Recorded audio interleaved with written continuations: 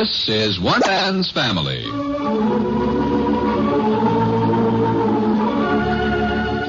One Man's Family is dedicated to the mothers and fathers of the younger generation and to their bewildering offspring. Today transcribed, we present Chapter 8, Book 72, entitled The Dinner That Was Interrupted.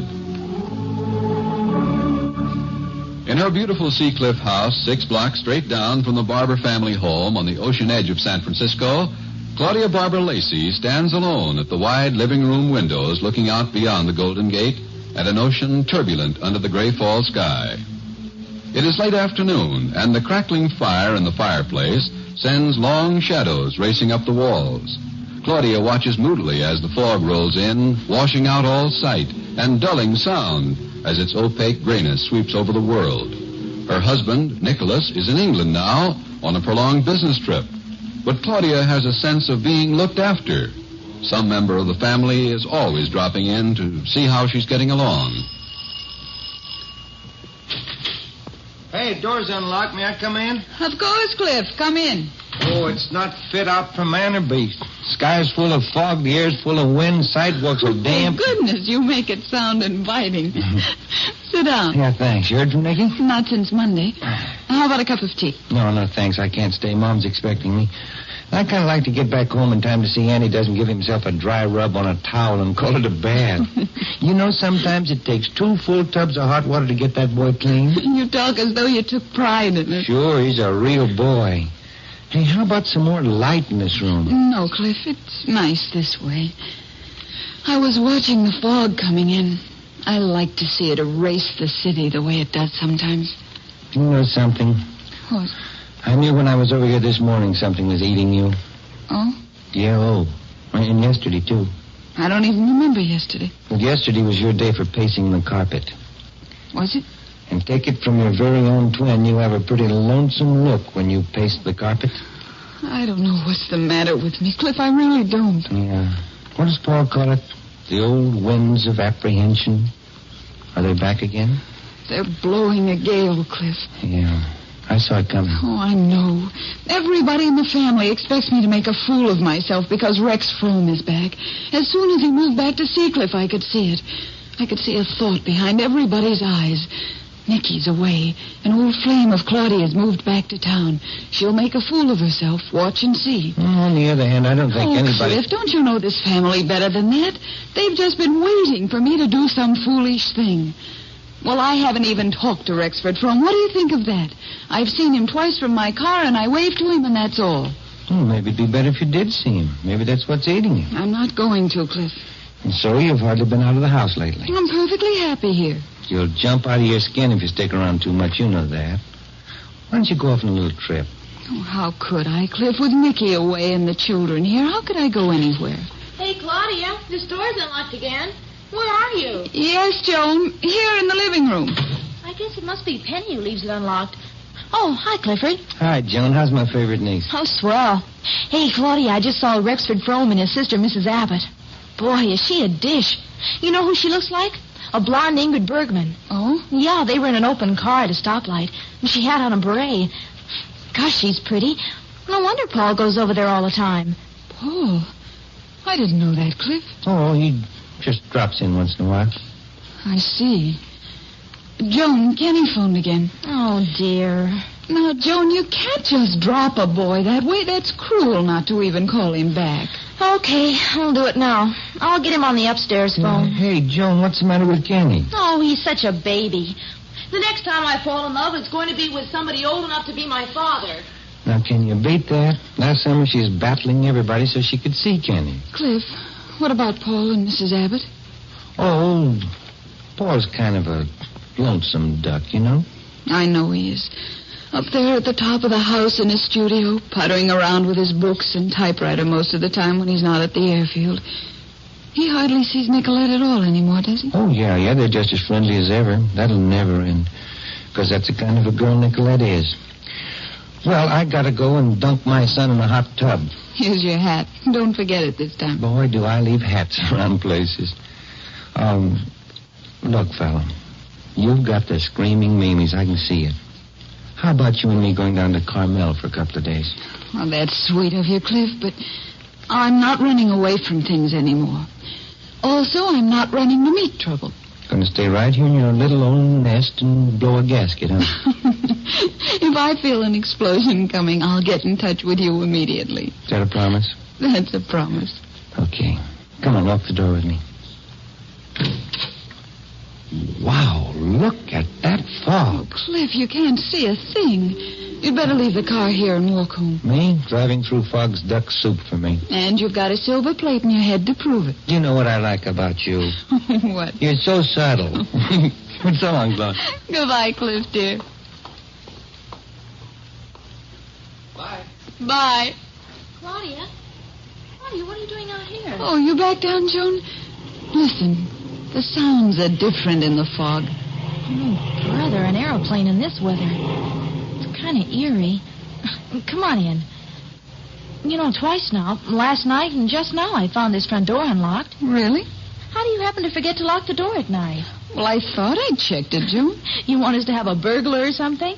All right, close it.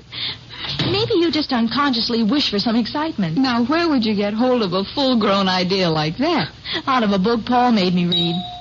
Oh, hey, gee, that startled me. Answer it, darling. Oh, it's Paul. Well, that's the first time in years I've had a door slammed right in my face. Oh, hey, not on purpose. Blame the evening fog. Right smack in my face. Well, how are you two? Go on in and sit down. Here, I'll put some lights on. Well, don't make elaborate arrangements. I can't stay. He calls turning on a light elaborate arrangements. Well, anyway, I'm just getting home from the airport, and I've got a date tonight. Oh, with Ingrid Bergman? Who? Joan thinks Mrs. Abbott looks like Ingrid Bergman. Oh, you do? Nonsense. She's prettier. Joan, there is something different about him, just as I suspected. He's had a haircut. Oh, how do you like it, huh? I tried a new barber. I told him to cut it a little shorter. Paul, let me see your hands. Oh, Claudia, he just had a manicure.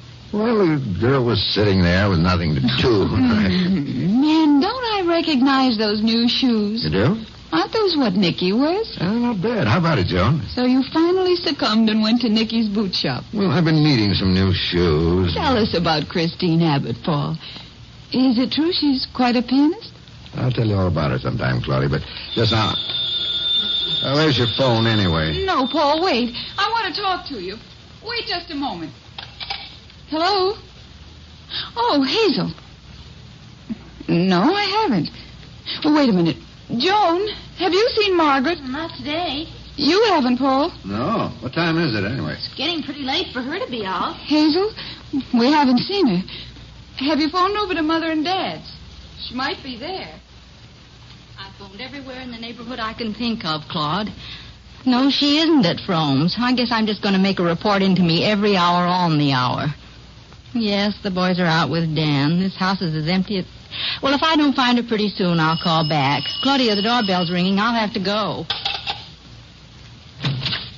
Any trace of her? Not yet, Father, but I'm sure she's just around the Well, neighborhood. then why can't we find her? That's what I don't know. Andy said she was over at Frome's earlier this afternoon. This is what comes of letting her run wild over the neighborhood, Hazel. If you remember, I said at the time I didn't like having her take up with every Tom, Dick, and Harry. Now, Father, Margaret doesn't take up with every Tom, What Dick... do we know about that Frenchman, that chef over at Frome's place, eh? What sort of training is it for a little girl to run in and out of a stranger's house? I've talked to Mr. Frome on the telephone, Father. He said Margaret wasn't over there. But she had been there. Hazel, let me have Frome's telephone number. Have you got it? You aren't going to talk to him, are you? Please, I just did. I'll talk to that confounded Frenchman. Where's the number? I'll get hold of the kitchen staff and talk to them. I'll know whether they're lying or not. Very well, if you insist. Here. I should think so. This is no time for anyone to be out, especially a little girl. Father, worried as I am, I'm sorry I told you.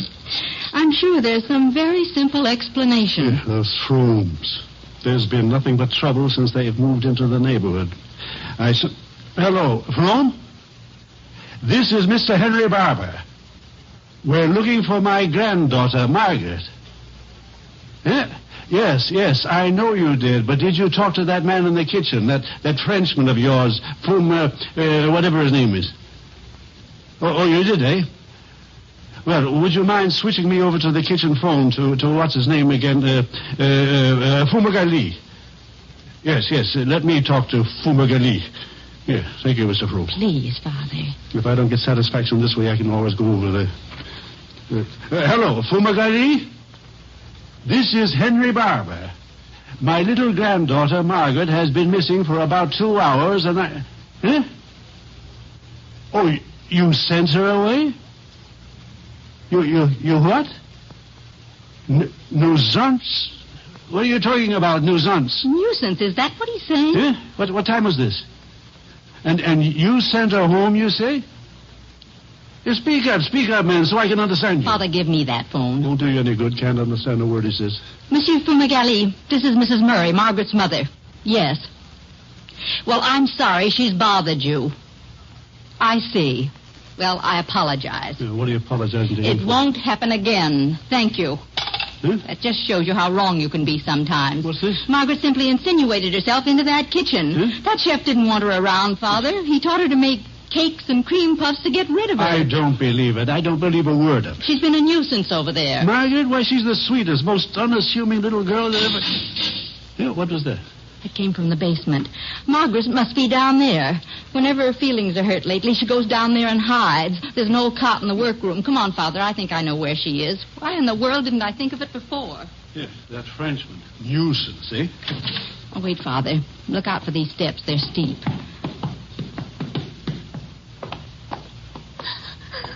Father, look. Oh, poor little tyke. Oh, been crying. Margaret. Margaret, dear. Oh, no, please. Margaret, honey. It can't be that bad. But it is. It's worse. I think I could go away someplace and die. Oh, Mama. Here, now, Margaret, darling. Let me hold it. Careful, that old cot isn't too strong. There. Yes. Now, my dear, what is this all about? Oh, Grandfather. Huh? What happened? I accidentally knocked over his bowl of eggs. Huh? Oh, that's too bad. Oh, it was awful. My shoulder just happened to touch them. Monsieur Fumagalli had the bowl on the edge of the shelf. Yeah? Well, that's not exactly catastrophic. Oh, Grandfather, if you could have seen the way he looked at me. He said I should never come back again. Did you? Darling, it still isn't the end of the world. But now I can never learn French cooking, and then I haven't got a French chef for a friend. So much the better. Listen, the phone's ringing. I'll have to go up. You two come along. We'll be right up, Hazel. He said I shouldn't even walk past the Fromm's house anymore, just to keep out of his sight. Oh, he did he? Yes. And he said he'd like it if I moved to another country entirely. Now, do you see why it's sometimes a good idea not to pick up with strangers on a moment's notice? Yes. Here. Come along with you. We'll go up and join your mother. Yes, we found her, Mother. Oh, she'd had a little personal tragedy and hid in the basement. Yeah, that's better. Now, let's see a smile, huh? All right, Mother, I'll tell him. Bye, dear. Oh, Father, Mother says you're having an early dinner because Paul's going out. Huh? Where's he going? I don't know, but she wants you to come right along if you will. Yes, where's my hat? Now, Margaret, you come over and see me tomorrow afternoon, and I'll read you some French history, huh? Ever hear of a man named Napoleon? He was a hoodlum from another period. Yes, you come over tomorrow, Margaret. Okay. Well, goodbye. Bye, Grandfather. Goodness, that fog. Would you like a scarf? Oh, no, just turn up my coat collar. Goodbye. Bye. Now then, let's cheer up, shall we? This is a good day after all because you've learned a valuable lesson. What valuable lesson? To always be very, very sure you're wanted before you drop in anywhere. Well, I'll never go over there again as long as I live. You know what he did, that big French chef? He jumped up and down in his white hat and yelled, "Nuisance, nuisance!" It's all over now, darling. Remember the lesson and forget the rest. Come along now and help me get dinner. There are just the two of us tonight. We'll eat in the kitchen. And you know something else?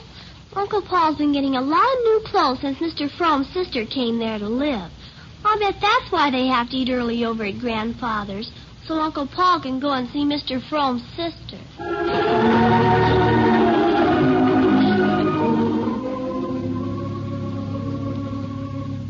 Okay, I'll see you get some. Thank you. Who's that, Clifford? Take a look at this, Mom. 2 new suits sent over special delivery for Paul. Well, he needed some new clothes. Yeah, but specially tailored. Here, look at the label inside the coat. He's never had a suit made there before. Oh, man, is he putting on the dog. He earns his money, so I guess he can spend it any way he wants to. He does seem to be pretty well taken by this new girl, though, doesn't he? Taken? He's hit right between the eyes. I don't think I've ever seen Paul act like this. Wouldn't it be funny if he up and married the girl? Oh, I don't think we have to worry about Paul doing anything foolish. Dad would certainly tear the roof off if it happened. Yes, and your father's attitude won't help matters one bit. The only way to handle Paul is to give him full reign. Well, it really would be strange not to have Paul around the house anymore after all these years. Well, what do you mean by that? You don't think he'd stay here if he got married, do you? Well, he hasn't said anything about getting married, has he? No, but judging from all the new clothes and the time he's spending over at the Fromes, it wouldn't surprise me. Nonsense. Maybe. Well, don't talk like that around your father. He's upset and cranky enough about those people as it is. How about you, Mom? You wouldn't like the idea yourself much, would you? What idea? Paul getting married. I've always thought marriage would be the best thing in the world for Paul. To the right girl, of course. Yeah, but wasn't that mostly when you felt pretty sure that there was no possibility of it happening? Oh, I don't think that's very funny, Clifford. Your father and I have done everything possible to bring Paul and Nicolette together. Yeah, but that's what I just said. Maybe down deep you felt there wasn't any chance of that coming about. Clifford, are you deliberately trying to upset me? Oh, I'm sorry, Mom. I was half kidding. Forget it. Think I better take these suits up to Paul's studio. Clifford. Yeah? Have you met this sister of Mr. Frome's, this Mrs. Abbott? No, just seen her go by in the car a few times. Oh, she's a honey. There's no doubt about that.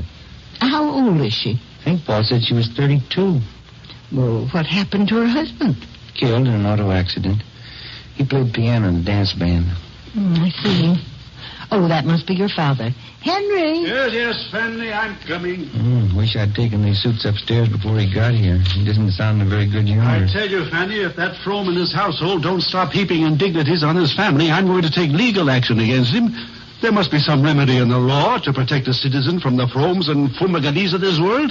I'll talk to Jack this evening. Eh? We have a lawyer in the family. We'll make use of him. Henry, for heaven's sake. Huh? Stop stomping and storming. Why don't you ignore them if they annoy you? Do you realize what happened today? The chef, mind you, had... what have you got there, Clifford? Just a couple of suits, Dad. Yeah, Paul's, no doubt. Yeah, he needed some new clothes. Fanny, we've got to do something, I tell you. When those people can turn a man of Paul's intelligence into a clothes horse, it's time to call a halt. Henry, Paul's a grown man. We can't... Exactly my point. He's not only grown, he's middle-aged. But here he is being twisted about the little finger of a scheming Lorelei. That's exactly what that woman is, and he can't seem to see it. He's bewitched. Please, Henry. Can't you see you've got me at my wit's end? You've been going on like this now for weeks until I don't know what's true and what's just your unreasoning prejudices. Exactly, Fanny, which is further proof. Hey, Dad, take it easy, will you? Mom really doesn't look well. Huh? Oh, I'm all right, Henry. Come on, Mom. Come on up to your room. I think you ought to lie down. No, it's almost dinner time. You take Paul's suits up. Hello. Oh, there's Paul now. Now, Henry, don't say anything to him. Oh, hey, I got your suits. They just came. Oh, fine. I was wondering if they'd get here. Hello, Mom. You stand somebody kissing you with a cold nose? Paul, dear. Hi, Dad. Yes, we're having an early dinner again this evening, I understand, so you can be about your philandering. Henry, please. Oh, that's pretty rugged language, Dad. I'm sorry if I'm inconveniencing anyone. Matter of fact, I won't be having dinner here tonight. Excuse me. I've got to go and see if dinner's coming along all right. What's the matter? Anything wrong with Mom? Do you wonder? You've hardly had a meal with us in the past 2 weeks. I don't see what that has to do with Mom's feeling. You would if you hadn't been blinded. Hey, you two. Let's not make it any tougher on her. Clifford, if you don't mind, I'd like to have a word alone with Paul. Okay. Want me to take your suits up to the top of the house for you, Paul? No, just hang in the hall closet, please. I'll take them up. Okay, just do that little thing. Thanks, Cliff.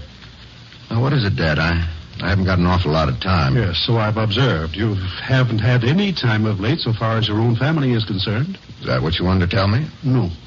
Now, look, Dad, I know perfectly well how you feel about Frome and his sister, so I can't see what there is to discuss. I presume I'm right in assuming that it is Frome or his sister you wanted to talk about. Paul, let me ask you one question. All right. Just what are your intentions in regard to this whole matter? You mean toward Mrs. Abbott? Yes.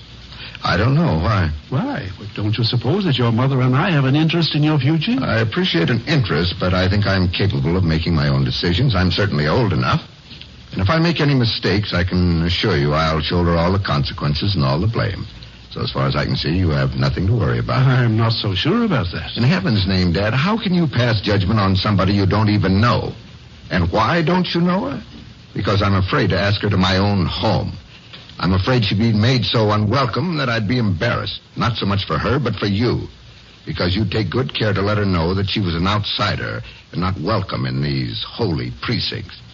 Why you feel that way is beyond me, but I know you do. So if I'm gone every night, it's because I have no other choice. I can't bring the Fromes here, so I go to their house. I like them. I like them a lot. Furthermore, I don't care who knows it.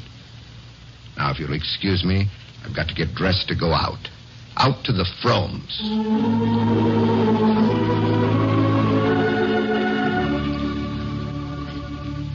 Well, I wonder what's happened to our Paul. He's late. Our Paul? Aren't you getting a little possessive, Rex? Maybe I should have said your Paul. Does that appeal to you more? He really is pretty swell, isn't he? He likes me, Rex. Department of Understatement. You've done something to that fellow, Chris. Why do you suppose he's never married in all these years? Yeah, I've wondered about that. Somehow I find it very hard to believe that a man like Paul has never been able to get over losing his wife all those years ago in France. He told me about her the other night. However, maybe there is such a thing as a one-woman man. You suppose so? No. I think he'd be impatient with an idea like that. No, I think Paul is a sort of unconscious perfectionist, an idealist. But we never achieve an ideal. This is a realistic world we live in. We have to compromise with our ideal. Tell that to him. Might be good for him. I think I will. You might scare him off. It's not a very subtle approach. Why should I try to fool him or myself? We're earthy people, you and I. You're fighting it. What do you mean I'm fighting Well, it? everything you've done since you came into all this money proves it. Wanting this big house, servants, coming back here where we were the gardener's children. That's all an attempt to live down what you really are. And why should you? I like being what I am. I take pride in it. I wish I had your sense. I think I'll tell Paul he's an idiot if he doesn't ask you to marry him. We'd never see him again. I'm not so sure about that. I wouldn't be surprised if... Oh, he's here. I'll let him in. You do no such thing, peasant. Wait, I have an idea. Sit down at the piano. What? What for? Never mind. Do what I say. That's it. And now play something.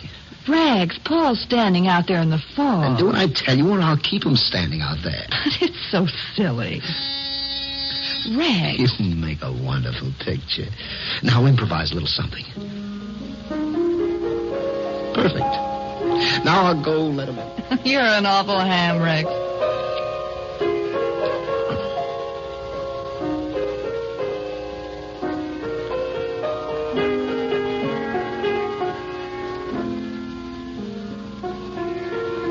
Well, what a charming picture.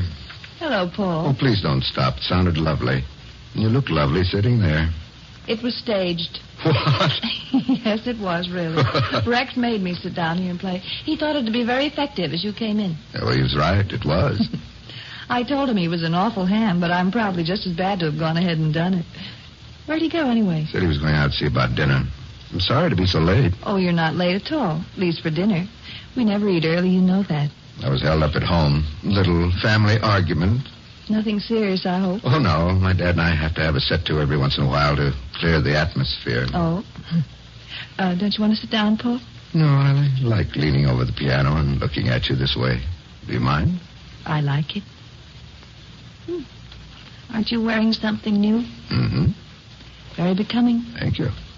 Won't you play something? You've promised to do it several times and you've never done it. I know. It's pride, I guess. I'm out of practice, and I'm afraid I won't do well, and then you'll be disappointed. Listen, with my knowledge of music, you could play chopsticks, and I'm sure I'd think it was wonderful. You mean like this? Well, you make even that sound good. You know, you have a way of giving the most prosaic things an aura they've never had before. You know that, Chris? I think that argument with your father was good for you. I like the mood you're in. Am I in a mood? Well, not a mood exactly. Do you suppose I could say you're not quite as reserved as you usually are? I suppose you could try it. You're not quite as reserved as you usually are. There. You didn't bite me or anything. Do I give the impression of being, what's the word I want? Austere, maybe? No, I think restrained, cautious would be a better interpretation. I think there's a great big question mark underneath that crust of sophistication, Paul. You know, Rex told me almost the same thing the first time I talked to him after he moved here. Maybe that's where I got the idea.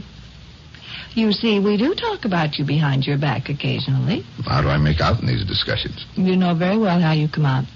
Rex adores you. And the sister? What about her?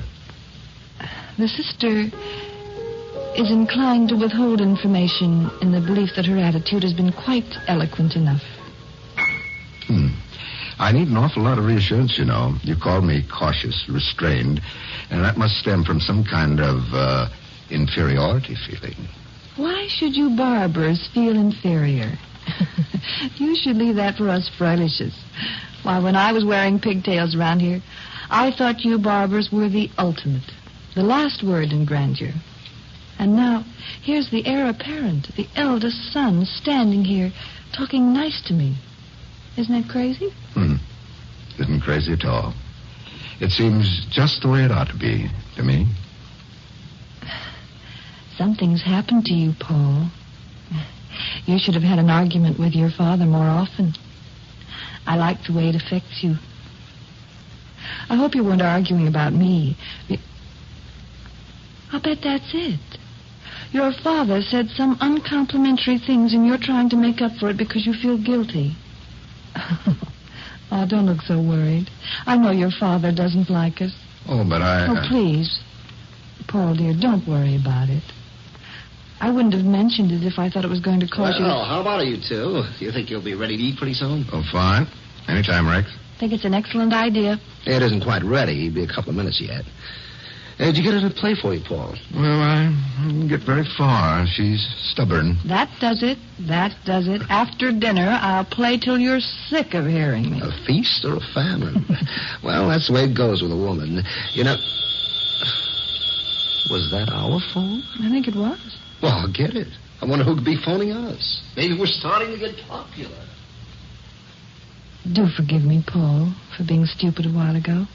You weren't stupid. Well, thoughtless then. It was so unnecessary to bring up your father, and I think it hurt you. I wasn't thinking about myself. It's for you, Paul. Your father wants to talk to you on the phone. My father? Excuse me, please. Well, that's the first time he's done this. Is there anything wrong? I don't know. The old man isn't very communicative with me. Just said, let me speak to Paul. He barked out like a top sergeant and then added weakly, if you please. Honestly, Chris, I try not to let that old boy get under my skin, but sometimes I feel like going over there and popping him right smack on the nose. Why? I feel sorry for him. Really, I do. Anybody who's... Oh, Paul, something wrong? I'm terribly sorry. I've got to go home. My mother isn't well. Paul, I'm so sorry. It's a wretched thing to do, walk out just as dinner's ready, but it bothers me. Must be serious, or they'd never have called me. Oh, forget the dinner. I hope it isn't as bad as you fear. I don't know. Something's been hanging over the heads of the Barbers for some weeks now. Maybe it's finally descended upon us.